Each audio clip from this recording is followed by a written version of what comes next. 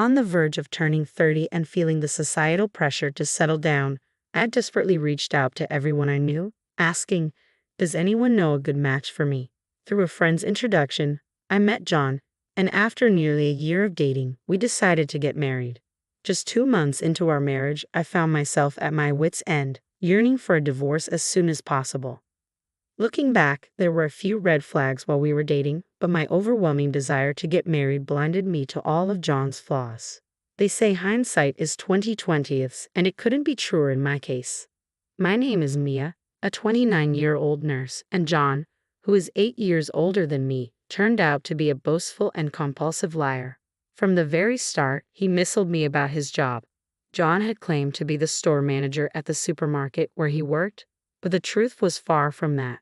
He was just a regular employee with no specific position. I didn't judge him for his job, but the deceit hurt. The truth came out when we were planning our wedding guest list. He casually mentioned, "We have to invite the store manager Alex and the assistant manager David," exposing his lie. "Wait, I thought you said you were the manager," I confronted John, feeling a wave of confusion and disbelief. He nonchalantly responded, "I never said that. I only mentioned that I'd eventually become the manager." "What? You lied?" My voice trembled with shock and betrayal. But with the wedding venue already booked and our families introduced, the pressure was immense. Sensing my hesitation, John added, almost as a threat, "If you really mind, we don't have to get married." Caught up in the moment and fearing the consequences, I regretfully replied, "No, let's get married," a decision I now see as a mistake. John, trying to appear confident and nonchalant, said, "You didn't fall for my job title. You fell for me, right? The details don't matter. Just follow me without fuss. Is that so?" His attempt at being cool only made the situation worse. The urge to question him, then why lie about being a manager in the first place, rose within me, but I swallowed my words, not wanting to start an argument. The next deception revolved around our living situation, which ultimately led to us moving in with John's parents. Before marriage, both John and I had been living with our respective parents, but I had proposed, "Let's build a house halfway between our parents' homes once we're married." Having always dreamed of owning a detached family house, I was determined to make this dream a reality. Growing up in a rundown rental, I had saved diligently for this purpose. John seemed on board, so house hunting became a regular part of our dates with visits to housing exhibitions and real estate agents. However, when it came time to make a decision, I suggested, "Should we consider the place we saw last week? Being close to an elementary school would be beneficial, don't you think?" John started, "My sister doesn't want to live near an elementary school because it's too noisy. She prefers being close to a convenience store, and my mom wants to be near a hospital. My dad, on the other hand, doesn't care as long as there's space for his puzzle collection." I was taken aback. Why are your sister's, mother's, and father's preferences coming into this? I had always envisioned it would be just the two of us. What? You knew this, did you? As the eldest son, it's only natural that we build a duplex for the whole family to live together. This was completely new information to me. I had always imagined us living alone, and I thought John was on the same page.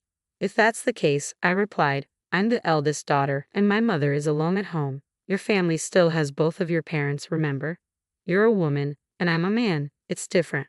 Besides, your mother is fine with you getting married, right?" "That may be true," I responded, but I wasn't aware of this.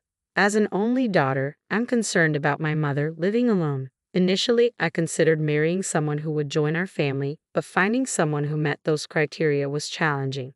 Once my mother reassured me, saying, "I'll be fine, so focus on your own happiness," I started dating John. John added, "I didn't mention this before, but my sister doesn't work and my parents rely on their pension. As the eldest son, it's our responsibility to support them."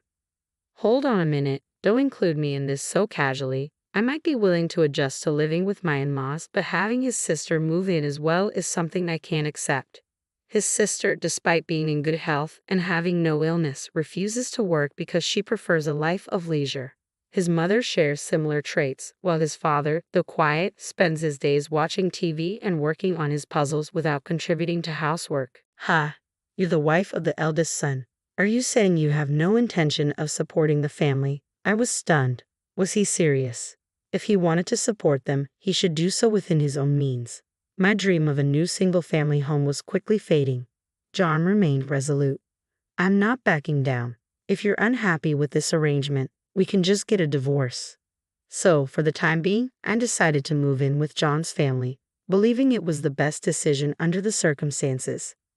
I put aside my dream of building our own house, unwilling to squander the savings I had diligently accumulated during my single years. Consequently, after our marriage, I found myself living with John's family.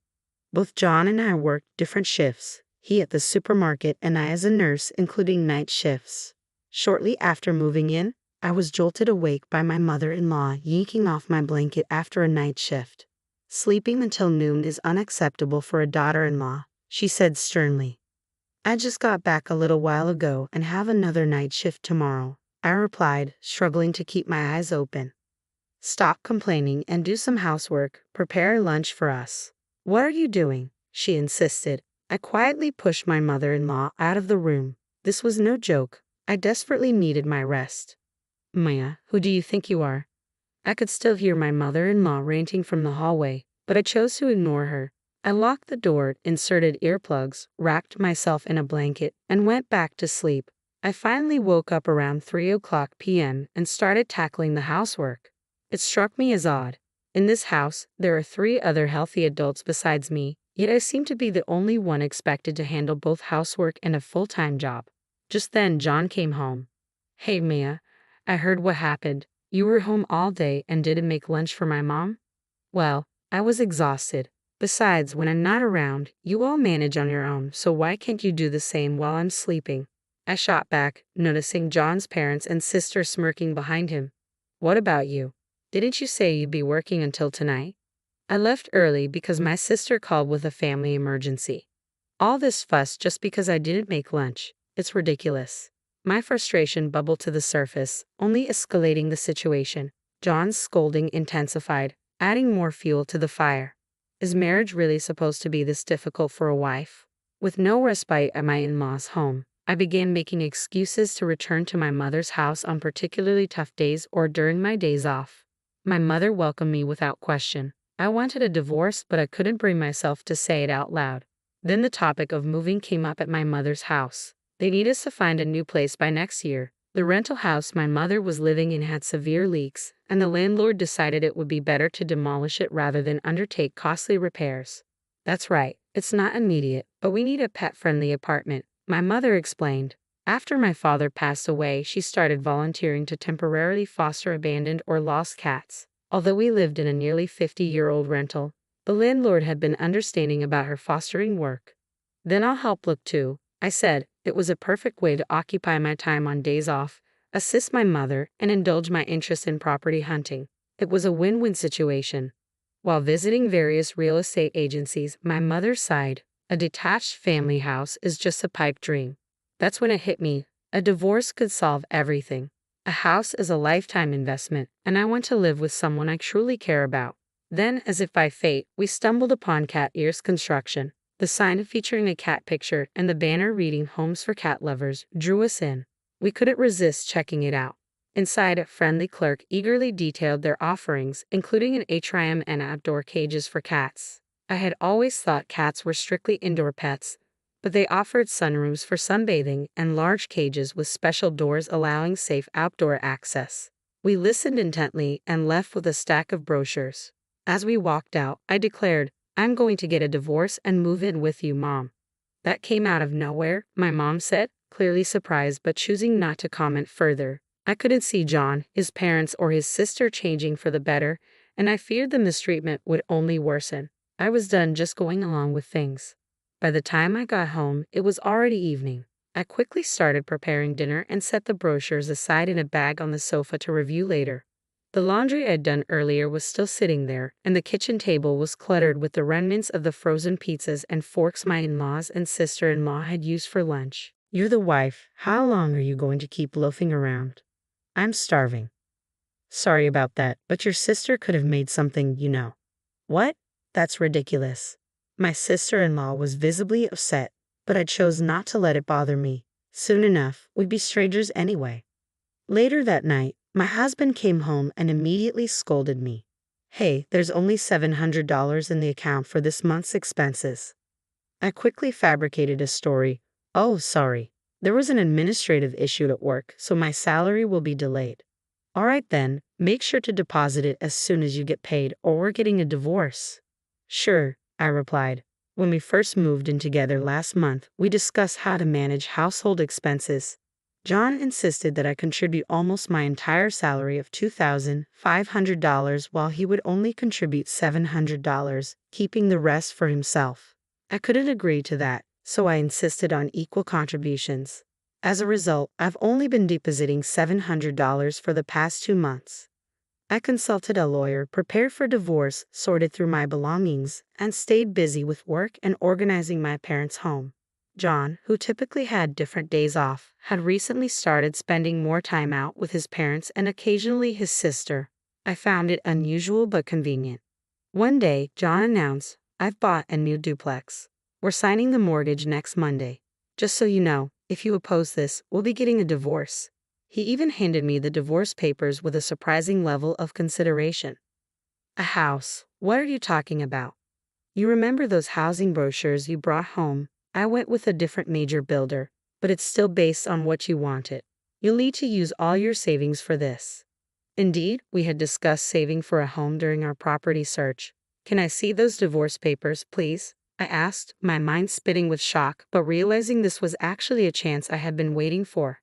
I took the papers from him, skimming through them and noting they were already filled out. I had to suppress a laugh. John was unaware of my own preparations for divorce, so he thought threatening me with this would force me to comply. Fearing divorce was a thing of the past. Now, I was eager to finalize it. I completed the divorce papers and submitted them first thing the next morning. Since I hadn't brought any large items like furniture and been gradually moving my belongings out, leaving was relatively easy. I headed straight back to my mom's house. Despite John's persistent calls and emails that night, I chose to ignore them all. A few days later, my ex-husband showed up at my parents' home with his parents and sister, all visibly fuming. "Hey, what's going on? Why aren't you coming home?" he demanded. "I simply filed for divorce after receiving the divorce papers," I replied nonchalantly. "Don't play games with me. I'd even built a house for us." "Well, you did that without consulting me and threatened divorce if I oppose. That was your decision," I reminded him. Maybe because we were at my mom's house, my mother-in-law was unusually subdued and attempted to downplay the situation, saying, "John must have been joking. Filling out divorce papers as a joke isn't funny. Our personalities clash completely, so I see this as a chance to end things. Irreconcilable differences are a valid reason for divorce," I said firmly. My sister-in-law jumped in. "We'll be in trouble without you. Who will provide for us? Who will pay the mortgage? That's something your family will need to figure out on your own. I'm a stranger now. Besides, why should I be responsible for a perfectly healthy sister-in-law?" I retorted. My father-in-law glared at me in silence. "I never thought you could be so cold," John said, clearly hurt. "Well, that sounds like a difference in values to me. Yet another perfect reason for divorce," I quipped. When I consulted with a lawyer, I learned that citing irreconcilable differences or a clash of values alone isn't typically enough to easily secure a divorce. However, in John's case, his lies about his job and income, his abusive behavior, and his attempt to unilaterally make me cover all living expenses made the reasons for our divorce clear-cut. On top of that, he bought a duplex on his own and threatened me with a pre-filled divorce form. "I won't accept this divorce," John insisted. "Even if you refuse to acknowledge it, you prepared the papers yourself, and your parents are witnesses," I said, showing him the photo I had taken of the completed form before submitting it to the lawyer. At that moment, my mother appeared, filming everything on her phone. "What do you think you're doing to my daughter? I've called the police. I've recorded everything, and I can make this public if needed," she declared. Although my mom hadn't said anything, her anger was palpable. My father-in-law, clearly unnerved by the mention of the police, started to panic. "Please, no police. This will make things look terrible. Just stop." I had always seen my father-in-law as the quiet type, but it became clear he could speak up when it mattered. I found it oddly revealing that John's tendency to boast might have come from his father. With that realization, John and his family reluctantly left. "What are we going to do now? We can't afford the mortgage," I overheard them lament. "Well, I suppose we'll have to cancel," they said. I knew that if they were already under contract, there would be cancellation fees, and with John's income alone, affording the house would be impossible. It was their own doing. Later on, likely concerned about their public image, John and his family settled with me without further fuss. A few months after, my mom and I moved into our dream home, a brand new detached house designed by Cat Ears Construction, specifically tailored for the comfort of rescue cats. Knowing about my mom's work with rescue animals, the company built the perfect house for us at a significantly reduced price. Both my mom and I were overjoyed. Though I might have rushed into marriage and made a major mistake, I now realize that without that experience, I might never have considered building this home. Watching the cats enjoy the sun and settle in comfortably, I couldn't help but feel that everything had turned out for the best.